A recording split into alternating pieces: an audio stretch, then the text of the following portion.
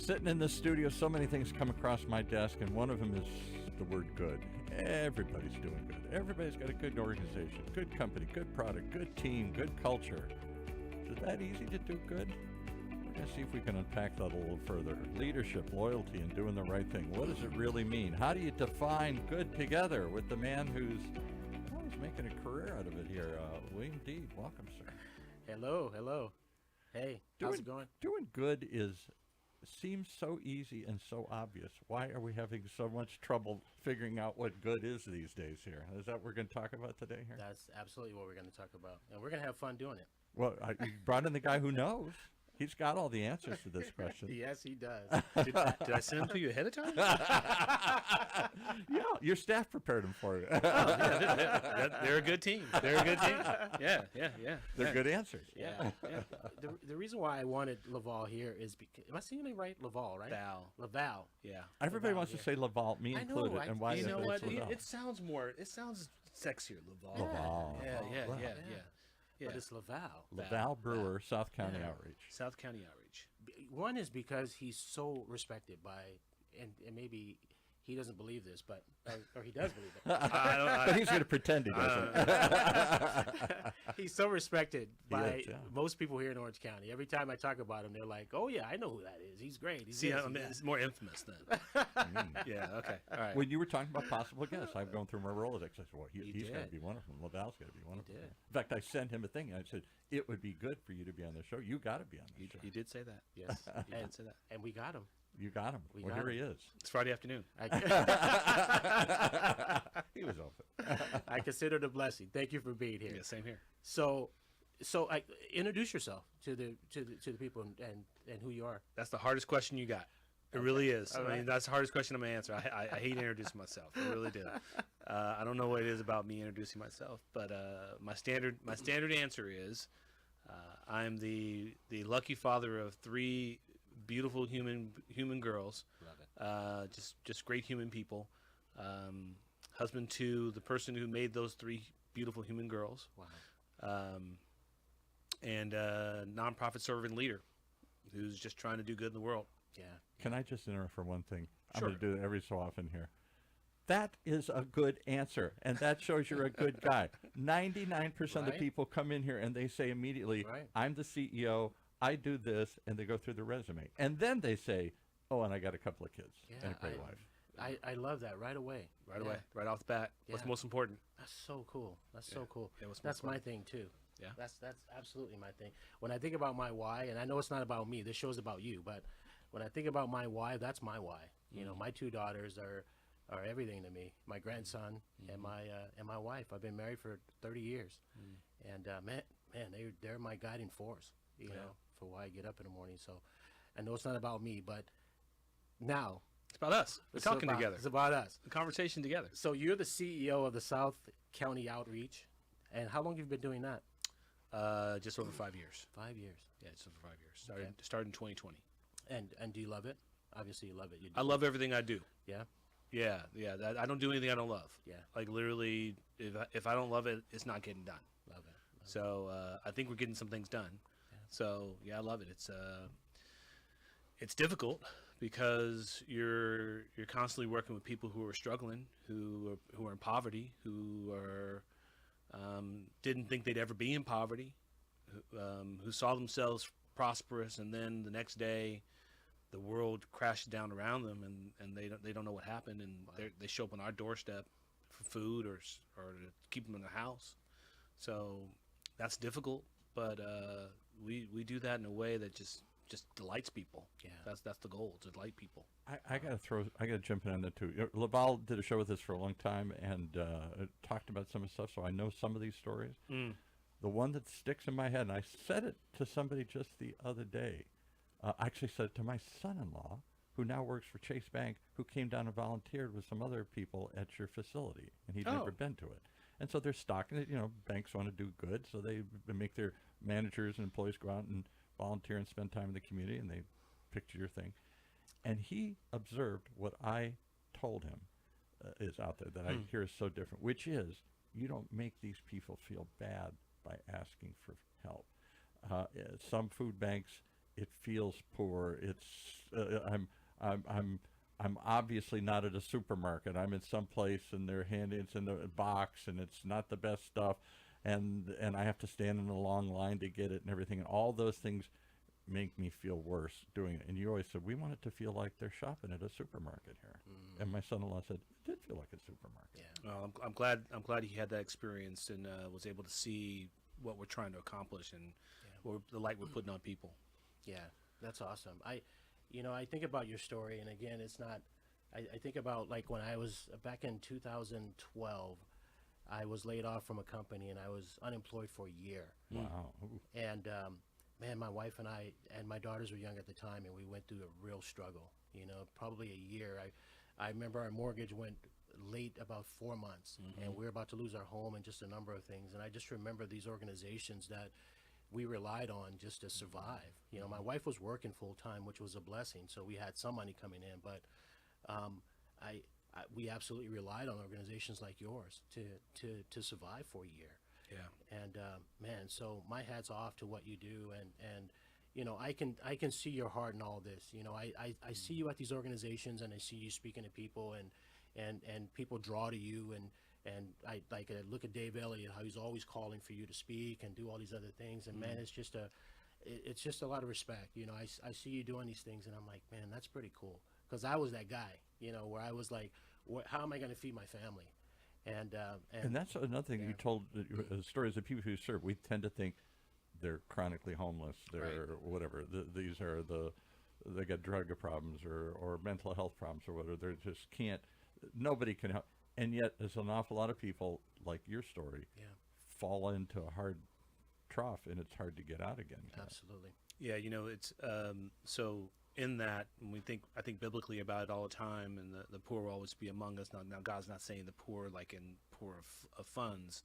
He's talking about the poor of those who are suffering from sin, but at the same time, if you read the Bible on a regular basis, you're called consistently to help others. And why is that? Because people fall into problems on a consistent basis. Even those who have the most wealth can find themselves in a position where they have nothing. Yeah.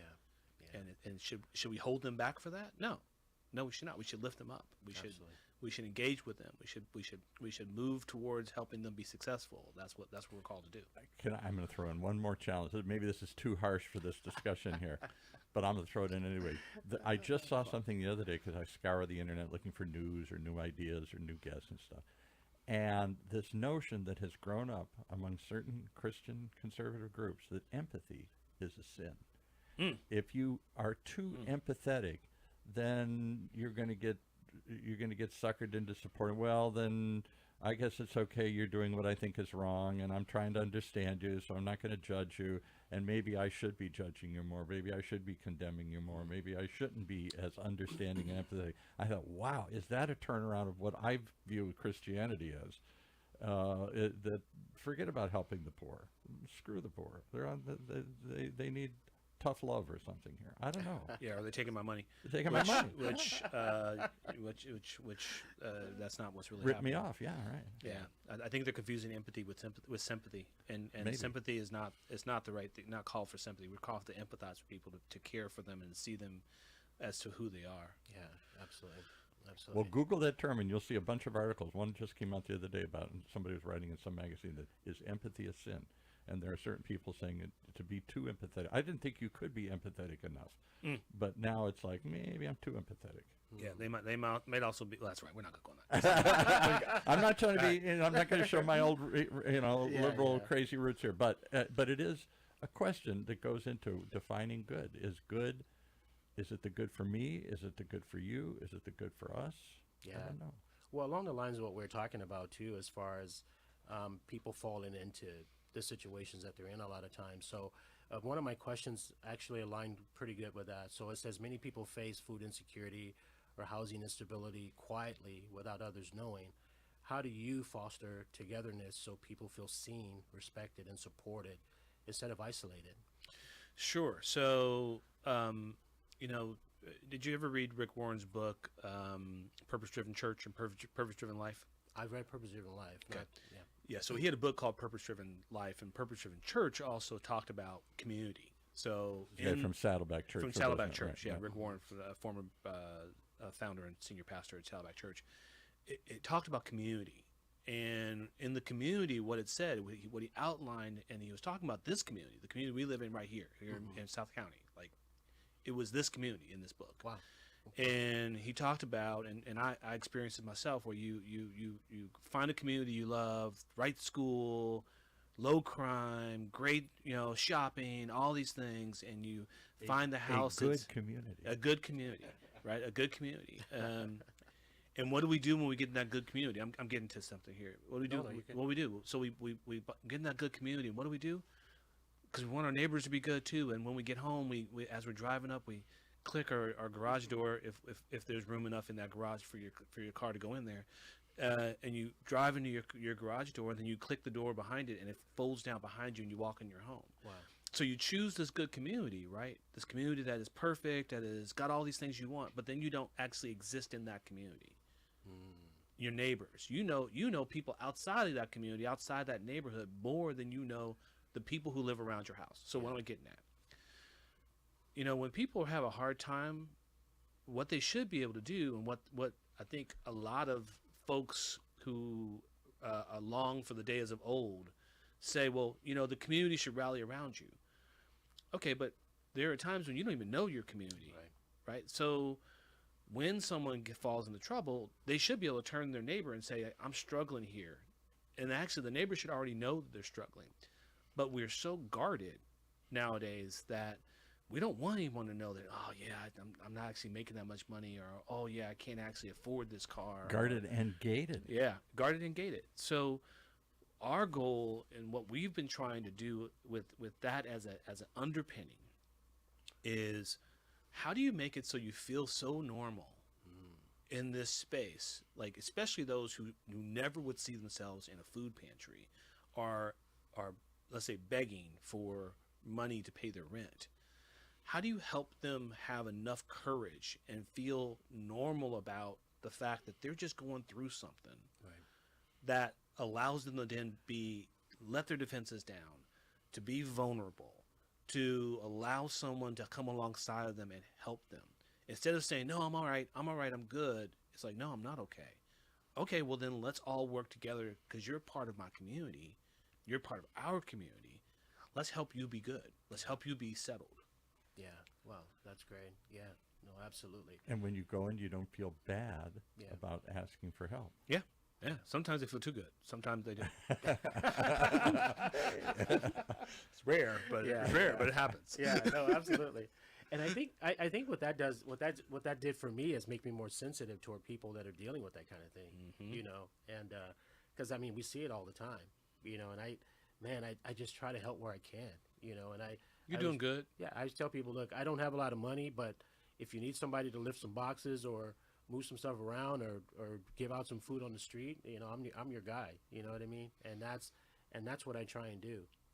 But I love the idea of that, and because some people are embarrassed to ask for help, and they're really afraid to, like, not so much afraid, but just that inner pride. It's like, man, I don't want people to know what I'm going through. Yeah.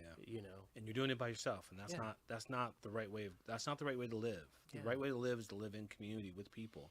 And that means that sometimes the bad things that are happening in your life have to be explored so that others can help you through those, because no one wants you to suffer in that space. Yeah. I'm reminded, I'm from the Midwest, and most of my relatives, not me, but most of my relatives lived in little towns. I grew up in the big cities. And a couple times through the years, I've had to go back to those little towns. Somebody died, usually. And how the community turns out. 2,000 people in the community, and there's 2,000 people at their door or at the funeral or whatever. I mean, everybody. Now, I always said that was what I hated about little towns. Everybody knew your business. Everybody knew what was going on. But there's a time when that's really nice, and they do come together. I don't know that would happen in my nice tract home community here, because like you're saying, I'm not even trying to even know who my neighbors' names are. We have front porches, and nobody ever sits on the front porch, right? It's all in the back. Sitting on the stoop. No sitting on the stoop. I I've been in my home for 25 years, and I think I've sat on my front porch maybe 8 times since I've been there. Kind of sad to So say. we're but- behind the door. We're behind the gate. Yeah, We're behind yeah, the garage. We're in the exactly. backyard. Yeah. So when you think about defining good together in context, right? As far as what you do, how do you decide? Is your culture and your organization, is it defined by you as a CEO, or is it a team effort as far as making decisions and all those kind of things? Well, yeah, it's going to start and stop with me, because I could destroy culture, I can destroy health, organizational health, with just a couple of words or actions. Actually, my actions are actually much more detrimental to destroying culture and health than my words, because what I do really dictates that. So in that, my actions around my team or our team is really around how do we have hospitality, with hospitality in a food pantry, hospitality in a homeless prevention work. Well, yeah, we can do that because we know how we want to be treated. We know how we want to feel. We know what feels good. We know what doesn't feel good. So human behavior dictates a lot of what we do. So when we think about how would we want to be interacted with in the food pantry, we craft almost everything around that feeling, and not just the let's make sure the volunteers are good so they're good to people. It's like let's be directly good with people. Yeah. Let's be directly connected with people. Let's treat people with honor and respect. The words we use that help the people know that we love them and that we care for them. Those are powerful ways of leading through the work. But I may start it, but our team are the ones who actually maintain it, and they're the ones who are distributing it on a regular daily basis. I'm just a chief reminder of who we are. I'm the chief reminder of what we do. I'm a chief reminder of our beliefs. Yeah. Because if I don't say it and I don't walk it, then it isn't. Right. Yeah. But then I gotta let people do what they do, right? Which is hire good people, hungry, humble, smart people who are going to help the organization be as healthy as they possibly can, and deliver upon a service that is beneficial to the human being they're working with. Yeah. Wow. Yeah, I love that. I never heard those two together, hungry and humble. Those seem to be opposite. The hungry guy is usually not the humble guy. Yeah. It's a book by Patrick Lencioni called The Ideal Team Player. He sparks on hungry, humble, and smart. Yeah. Wow. Okay. Never heard that. I love it. How do you foster? I mean, obviously, I see you out there all the time, but how do you take care of those relationships that you fostered? I mean, you've been around in a nonprofit space for a long time, right? I mean, looking at you've worked for 1OC, I think, at one time, and some other things. But how do you worked for the YMCA for decades? YMCA. Yeah. How do you foster when you meet people? How do you nurture those relationships as far as keeping them? I think, like, even for me, being out here for the 2 years that I have, and Eric even told me this, my CEO, he's like, you look at people as you're making friends while you're out there. And that's me. I'm a person. I talk to people. I want to go have coffee with them. I want to get to know them, and he's like, that's good. That's you. That's who you are. And I love that about you. How do you foster and how do you nurture those relationships that you've developed out here in, say, Orange County or LA or whatever you work through? I that's a good question. I've never really thought of it. I know what I do, and that is I treat everyone as though they're a friend. I have a high level of early trust. I don't think you're going to try to rip me off or do something to me that is detrimental, even though there are times I walk into very uncomfortable spaces. What I mean by that, I'll cookies on the bottom shelf. Being a black man, you walk into a room full of nothing but white people, and some would be stressed about that. And I've had to say, you know what, I'm going into a space where there are people. Yeah. And I just walk in that space thinking that I'm going to meet people who are nice. Now here's the weird thing about that, and this is probably going to shock you and others. Like, every time I say it, people go, "What?" I'll say it already. What? If given the opportunity to go to an event after work where there are people I know and there's stuff to do, or to go home and have a beer and sit by myself, guess which one I choose? I sit home by myself. Really? I'm a social introvert, so That seems the opposite of it's who wild. you project. I know. I don't see any of I that know. when he's out there. Yeah, It's like- it doesn't. But only because when I'm out and about, especially when I'm out and about and I know people, I'm gonna treat you like I'm gonna hug you up. I'm gonna dap you up. I'm You gonna hugged me as you came in today. Sure I'm did, like, didn't I? I'm from the Midwest. I'm like, what's this guy hugging me for? I hug men. I hug men. I know don't want to be hugged. I'm like, hey, come up in here. Get up in here. You and Charles Antis. Yeah, let's touch some. Yeah, that's my buddy. We hug Oh, together. We hug he hard. hugs every time he comes in. I'm like, We do. "Oh, knock it We off." hug so hard I can hear his. We can hear each other's heart bumps. But so what I'm getting at is, treat people as though they're your friend. I'm going back to that community thing. There's something when you're in community, when you're in a community where you know it, and you feel it. There's something about like you're floating. Everything's good. So someone's got to be responsible for continuing to move that forward. Right. I see that as, I don't necessarily see that as my responsibility, but I definitely am not going to be pulling away from it. I'm definitely not going to be dipping out of someone's bucket because I'm not having a great day. Right. My mom said, bless her soul, she would say, if you get up and you have a bad day, you've had a bad day, get back in bed and get back out. I love that. Okay, if you have a Start bad over. day, start over, get back in bed, Yeah. get your mind right, love and that. get back out. Yeah. And then go and treat people well, and treat them like your friend. Yeah, I've learned that. I mean, I grew up with this fear, of. I was raised in South Central LA, and I grew up with Same this, here. I grew up with this fear that, and I think it's that I don't know if it's called imposter syndrome or what it is, but I spent so many years thinking, man, I'm not good enough to be in this circle of people and all that. And now I've just learned, and maybe because I'm an old man now, I don't really care anymore. It's like I walk into a room and I'm like, look, I'm gonna make everybody my friend in this room. It's up to them whether they accept it or not. My handshake, who I am as a person, but I've had to learn that just by, and I think a part of it, like I said, is getting older and just not caring anymore as far as what people think about me. But man, it's a powerful thing. Yeah, I had a great mentor. He's retiring soon, Eric Mann at the YMCA. He's in Florida right now, and man, Eric would walk around the room, and I'd just watch him walk around the room, and he would talk to everybody, and just, we're talking big rooms, not small rooms, and he had presence, and he wasn't having presence to have presence.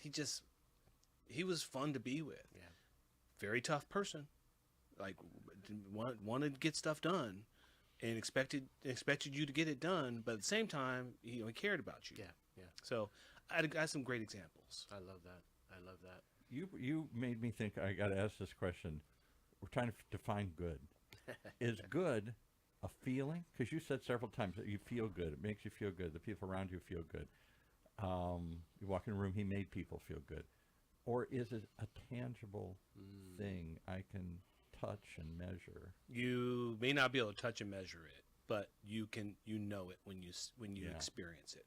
So Jim Collins, good to great, right? So that's one of the things. That's the only piece I prepared for this. When you said good, I was like, okay, what's good? Right. Well, first of all, to answer your question, Paul and William, in my mind, good is the basic starting point for someone who's doing something right. Good is, if you're doing good, okay, cool. All right, keep going. Yeah. You can't keep doing good. You gotta be moving towards great. So good is the floor. It is satisfactory. It's not the ceiling you're shooting for. No. It's the floor you start with. Yeah, it and below that is bad, right? So we know what bad is. Yeah, we know what yeah. bad looks like. We know what bad feels like. We know what bad, how to experience bad. No one wants bad. And you can measure bad. You can get that real quick. Yeah. But here's the thing about good. Enough money, is it good enough? Is your house good enough? Is it big enough? Is he volunteer enough? Is he good enough? Is my body good enough? Right, good enough to people? Yeah, all these things, and that's satisfactory. Now, there's nothing wrong with satisfactory. I tell people this all the time. Satisfactory is it's good. You should be shooting for satisfactory, but once you get satisfactory, Yeah. then it's a whole nother conversation. Then it's not necessarily great, it's better. Like, so to get to great, in my mind, Good to Great is Jim Collins' book, and he has some things in there that you can use. But in my mind, once we get to good, now we're like, how do we get better? When we get better, then when people start calling you great. Yeah. Yeah. Right? Because you're better, and you're better from the satisfactory good part. So yeah, the only way to get to great, you got to be good. Yeah. Yeah. Love that. Well, you defined good in a way I never thought of. It's the floor. It's the floor. Yeah. It's the floor. No, that's good. That's good. I have one more question for you. Sure. You can have two if you want. So, I think about, obviously I work at a college. I work with young people, and what I try to, there's a few things. Obviously, my lecture or my encouragement to a lot of our students is, do something that you love as opposed to do something because you're going to make a lot of money. And those are lessons that I've learned through my own life. I'm sure we've all, I've taken jobs where they paid me an exorbitant amount of money, and I'm like, man, this is awesome, but I hated the job. It wasn't a good job. Yeah. And so I guess my question for you is, when I think about what you're doing, how you got there, and all these other things, what would you tell somebody, a young person that's trying to accomplish what you've accomplished, as far as, like, what should be their course to get, because the world is jacked up right now. Obviously, that, people are breaking into stores. There's just so many bad things that are happening. And I see all these young people online doing all these things, and my heart is broken because I'm like, they just don't get it. That life is so much more than a nice pair of shoes, or breaking into a store and stealing a watch or whatever it might be. And they've got their whole lives to do something, and so that's always my encouragement to somebody young. So for you coming up, and you're CEO of a company, you've achieved great things, you're respected. How can a young person, that, say, a young college student that just start off, what advice would you give them that would get them on the right course to accomplish what you've accomplished, and to have that level of respect that you have in the community? Well, that's a lot of questions. Sorry. It's all right. No, it's all good. It's all good. I will go back to treat people well. First of all, your relationships that you create with others are the foundation for your networks and your foundations for your potential growth. Right. So the first thing is, you gotta treat people well, and you gotta treat yourself well. You have to believe in yourself. Mm-hmm. Now, you can't believe in yourself like, hey, I got it. Right. You got to believe that you can do it. You got to believe that you're going to try to do it. And then you have to understand where the barriers that are, and within that, like, what are the barriers that you have that you might have to figure out how to overcome. Now, we're not talking about strengths versus weaknesses. We're talking about just barriers, like the things in front of you. Maybe knowledge, maybe mentorship, it may be location, it might be education, it might be resources, whatever. Understand what those barriers are, and then take them as they are. Right? Take them as they are, and constantly, continuously move those barriers out of your way to drive towards wherever you're trying to get to. Now, you talked about money. Yeah, money's great. Yeah, money's great. But if you don't have happiness, you don't have joy, joy in particular. If you don't have joy, then what good is money if you don't have joy? Yeah. And what is joy? Joy is relationships. Joy is people. Joy is the ability to do what you said you can do, right? So a lot of people actually say don't want my job. I've had several people go, I can't do what you do. I'm like, yeah, you can. They're like, no, I can't. I'm like, that's fine. You do what you need to do. Right. You do right. you do your way. And why? What is it that they can't do in your job? You know what? They see me working with people constantly. They're seeing me work with people who are not happy. They see me making hard decisions about people's livelihoods, staff and clients. Mm-hmm. They know that I'm responsible for all of their income, right? That's true. Everybody walks into your stores is probably not having a good day. Most people are not having a good day. They leave having a good day. They leave with joy. They leave with joy. Love but that. so those who I don't think you want to aspire to be. I don't think you should be aspire to be put the letters behind your name. I think you should aspire to be the best version of who you are. Love it. If you could be the best version of who you are, if you can find a way to have enough income based upon what you love to do and what you want to do, and more so that you can have joy in your life when you're not doing that, that's what I would tell a young person to do.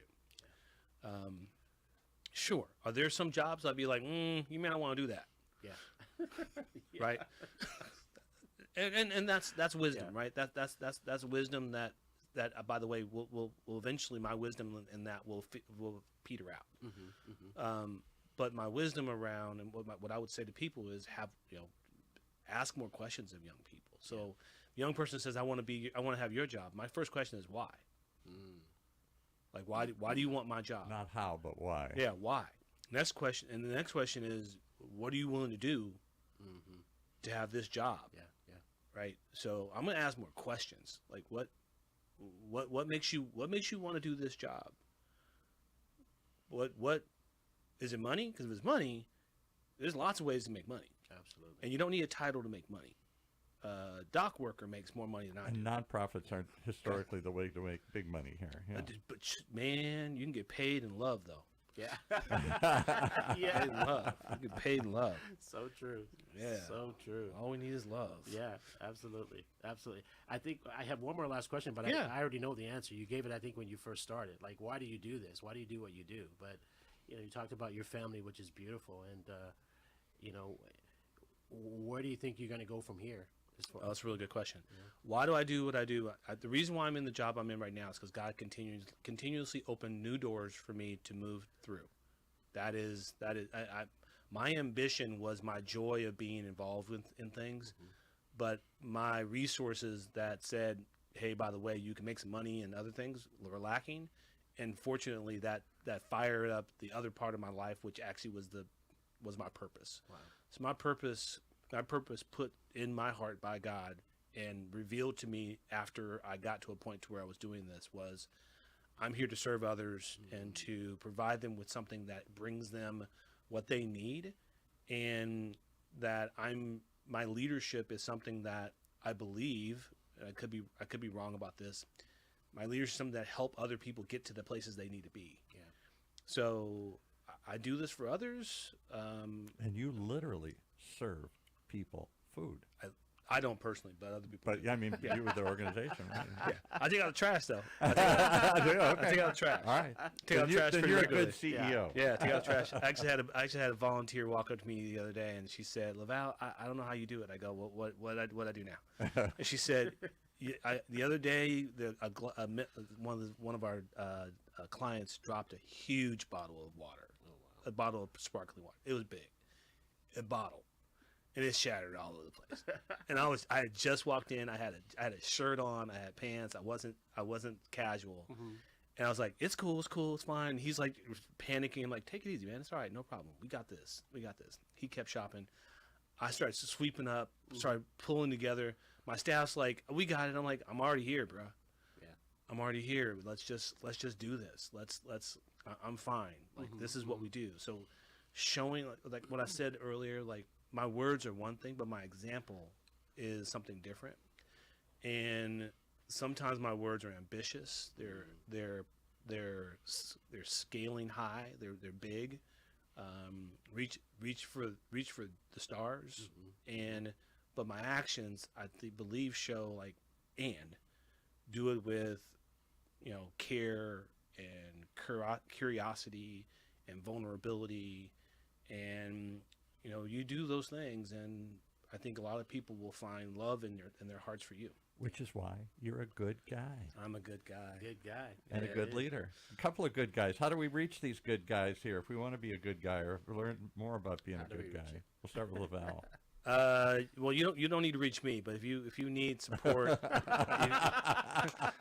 I'm a good guy, but don't reach out to me here. Why did I figure he was going to say something like that? I've got a great team who actually embodies all this stuff. So you can. So how did they get involved in this good team? How did they join? If you want to volunteer, or if you want to support your community, just go to sco-oc.org. That's our website. South County Outreach. South County Outreach. Just type in South County Outreach, and remarkably, it will show up. Wow. The amazing things in the internet these days. Yeah, absolutely. You know, it used to be Yellow Pages. That wasn't a good way to do things. Talking about good, that was We never lost good. more trees in the Yellow Pages than we did with I anything remember else. the Yellow Pages. Used to throw one on my porch. Boom. And William, Well, for me, Oak good way Valley, to reach you. William Deed at wdeed@oakvalley.edu, or you can go to LinkedIn, which I spend a lot of time on LinkedIn. So that's William L. Deed. You can message me there, or you can call me if you're interested in enrolling at Oak Valley College. 2-year, 8-month program. I talk about this at the end of every show. 2-year, 8-month program, bachelor's degree, debt free. Call me at 562. Which is a good thing in today's world. I don't know how you Absolutely. still do Great that. thing. $1.7 trillion student loan crisis right now. So Yeah. debt free. 562-965-5155. I'll get you lined up with our admission counselors and get you going. All So right. it'll be a blessing. Good to hear you guys talk about it. I'm still not sure. I got a definition they finally out of somebody. It's the floor. Doing good's the floor. It's the floor. It's the start. All right. Thanks for joining us.